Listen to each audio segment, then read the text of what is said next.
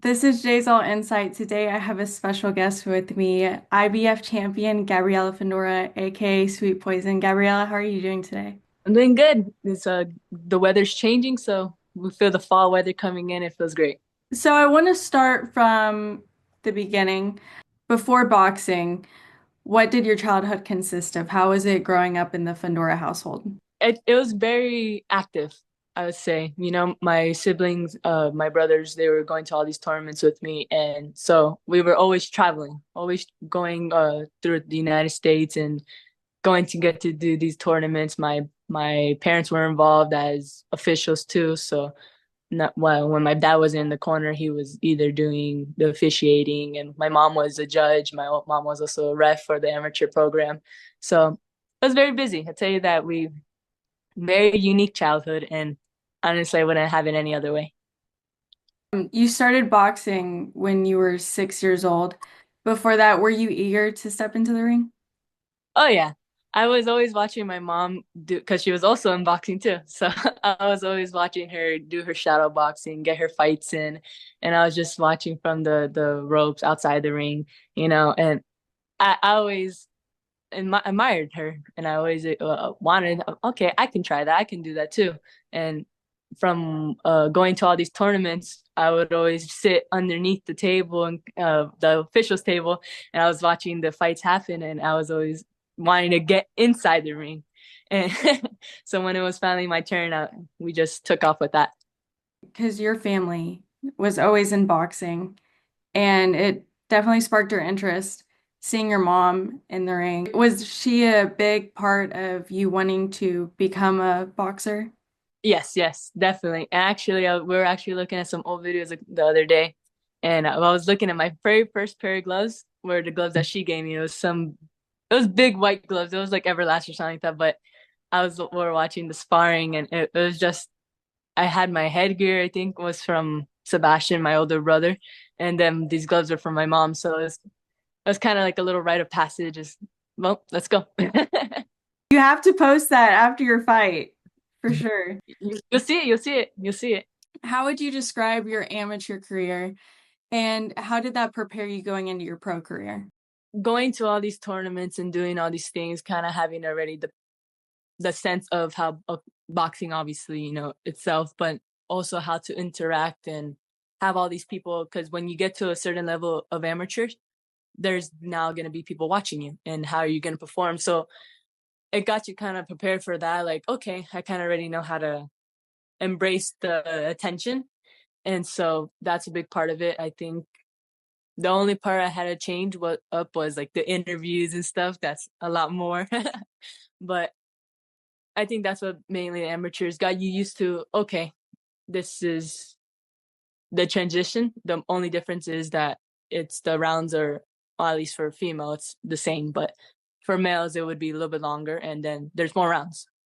That's it. So it just changed from I guess that point. At what point did you say, you know what, I can actually make a career out of this and a living out of this? I knew when I was 14. I knew as soon as I became a freshman in high school, I already knew, like, this is this is this is it. This is it for me. I know I'm gonna become champion. I already know that this is what I'd want to do. You know, when you're in school, they ask you what is it that you want to do, and they continue asking you every single year.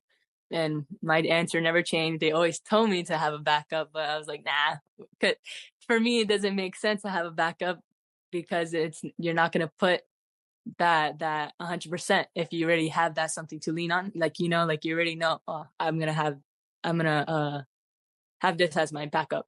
It's You're not gonna put that 100% into what originally that you wanted to do. I don't know if that makes sense. Well, it makes sense because I think a lot of people expect you to have a backup because they could see that as such like a big reach. Do you know what I Yeah, mean? yeah, Like a lot of people are going to doubt you, but you at a young age already knew what you were going to do and you were like set, I'm going to be world champion. That yeah. inspires a lot of people. Good, good. Um 2021 you made your pro debut. What was going through your head that day? What was that experience like for you? There's a lot of excitement. A lot of excitement. I already had an idea of like how it was gonna turn out, but things can happen that you get the jitters, you're not gonna perform as what you thought. But I felt that my first fight happened the exact way I got it. You know, we're even able to get a little drop. The girl dropped, so I think it was like the third round or fourth round, whatever it was. But it was exciting. It was exciting. We got to do that, and from there it's just boom, let's go. I'm ready to rock and roll. So now, before a fight, what's usually your routine? My routine before a fight is actually so before we leave to the venue, I always put my headband on, my Fundora headband, and my rosary. And then once we leave to the venue, I'm listening to my music. But there's always certain music that I have to. There's two songs that I have to listen to. It's usually "I Got a Feeling" by Black Eyed Peas, and then "Paradise" by the Dashboard Light by Meatloaf. Those two Oh, songs, they're wow. random. They're random, but I had to listen to those songs, and then after that, it's just warm up, do my usual routine, and let's fight. But it's those two songs. Do the nerves ever go away, or do you take that nervousness into excitement? I think the nerves come from usually maybe like if it's your first fight or if you haven't prepared, you haven't prepared enough. But me, I think we're coming into the fight, every single fight, 1,000% prepared. So it's not this. I don't get nerves. I don't. Not after the first fight, not anymore, at least. You mentioned before that there's always a meaning for you behind each fight, and you represent that in what you wear in the ring.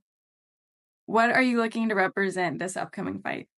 This upcoming fight, and I can't say a lot about the shorts yet. You'll see it next week or the week after, November 2nd, you'll see it.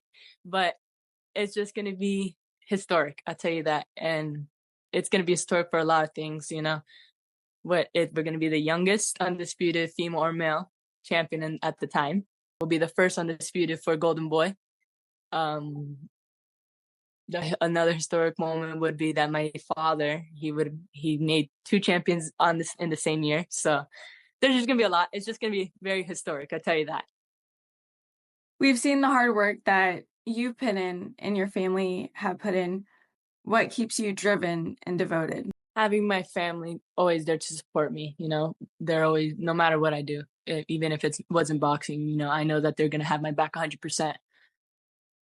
It's just having that, at least a good support system. They're always gonna be keeping me grounded, keeping me on the right path, and they're just there to, like, my brother. He's my partner in a camp, so we're always there together, and we're always going through all these things together. We're just always having each other's back, and say if one's lacking, the other one's gonna kind of tell you to pick it up and do this, and so same vice versa. And it's just, honestly, it's my family. My family is just the one that keep me grounded. You're making history. You mentioned that before. Being the first undisputed for Golden Boy, which is a big thing. Being the youngest undisputed, you and your brother both being world champions, that's a big thing. How are you taking that all in? Has it hit yet? Not really. Not really. I'll probably get it like after the fight, like maybe once I get my belts, the other ones. But I almost like the same when I won my IBF. It was just, it honestly didn't hit until I received my belt. And I was like, oh, wait, I'm the champion. But even still, it's like, oh, like I think for my last fight, I almost, I don't know. I'm so there focused to, like, okay, this is my job. I'm just focused on doing my job. That it's like, oh, wait, I kind of have to bring my belt. That's the whole purpose of it. That's what we're fighting for. But I'm just so focused on just the fight itself that I forget. But yeah, I think that'll probably hit maybe. Right now, you're currently 14-0, defending your IBF title for a third time, but also fighting for the WBA, WBC, WBO, and Ring Magazine World Flyweight titles. What's exciting you the most for this fight? I think honestly getting that WBC belt, that's probably the most exciting. And I say that only because my very first belt that I won when I was actually my first fight ever, it was at this tournament called the Desert Showdown. And my very first belt I won was a green belt. So, and then that one was kind of just like the kind of first little impact.